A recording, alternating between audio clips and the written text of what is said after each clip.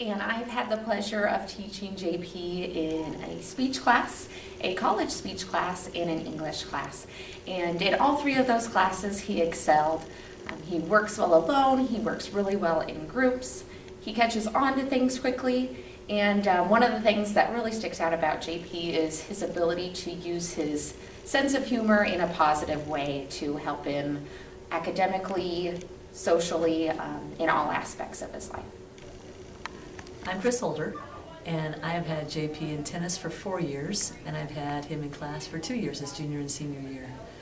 And let me give you a little bit of my insight on JP John Postier.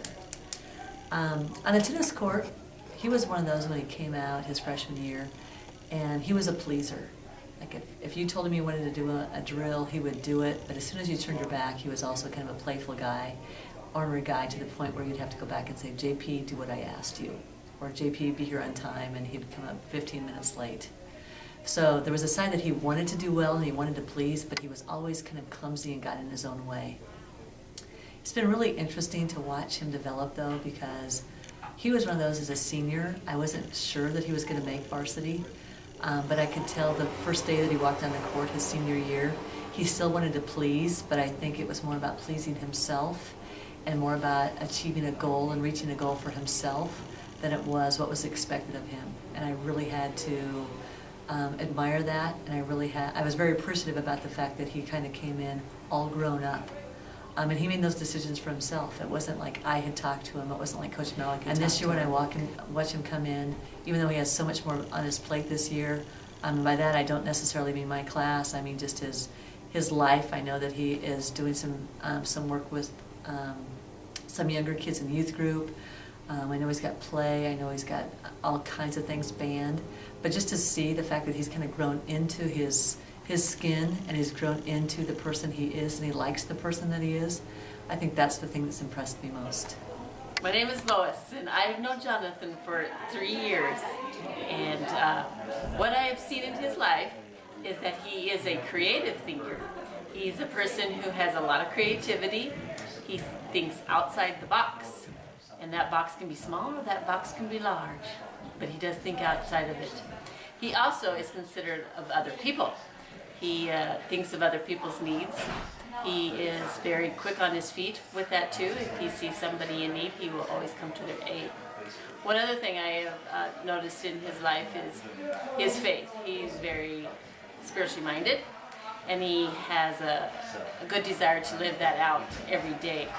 When he does things, he's considerate of his faith. When anything he does in school, he has that mind of how would this look to Christ, and he always has that impression on it.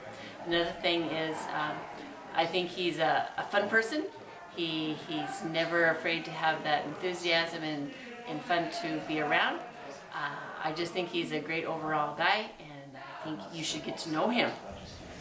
Hi, I'm Jonathan Postier, and I do appreciate what Lois, Ms. Holder, and Mrs. Coho said about me.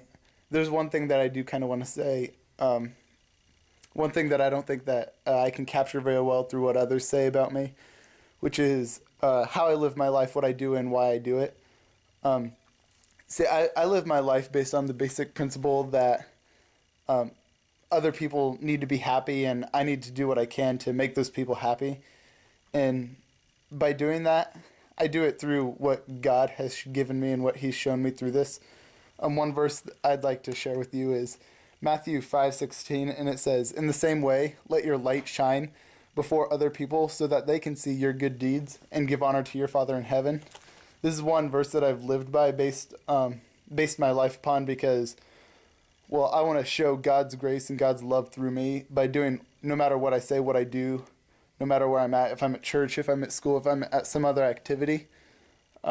I do it so that other people can see Christ's love and His grace through me. If I speak with human eloquence and angelic ecstasy, but don't love, I'm nothing but the creaking of a rusty gate.